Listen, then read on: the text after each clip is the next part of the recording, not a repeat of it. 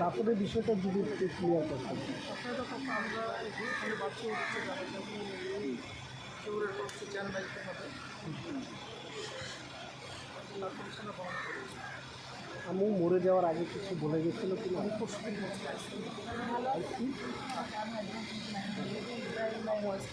আমুর তো পরশুদিন আগে তো আমুর লাঞ্চ নেবার ইনফেকশন ছিল ঠান্ডা ছিল সম্পর্ক আমার সারা এভাবে উনি অসুস্থ হওয়ার পরে বা আপনাদের কিছু বলে গিয়েছিল কিনা কোনো বার্তা বা কোনো কিছু আগে থেকেই বুঝতে পারছিলেন না না কিনা আমি বলে? কখনো ট্রিটমেন্ট করতে চাই না আমুর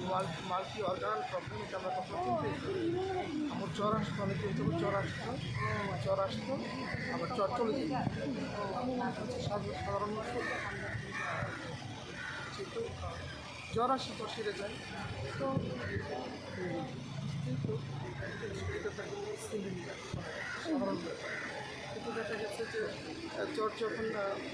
আসছে যাচ্ছে এক পর্যায়ে জ্বর সেরে গেছে তো এরপর হঠাৎ করে 3 দিন আমি একটু বেশি অসুস্থ ছিল 4 দিনের আমরা হসপিটালে ভর্তি করেছি কিন্তু আমার মাল্টি অর্গানাল প্রবলেম ছিল যেটা আসলে আমি জানি না আসলে এত সুস্থ একটা মানুষের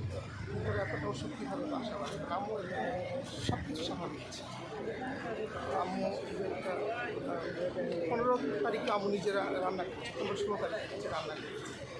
আমার বাসায় গেস্ট এসেছিলো তাদেরকে আমাদের রুমাল ছিল আমাদের বাসায় আসছিল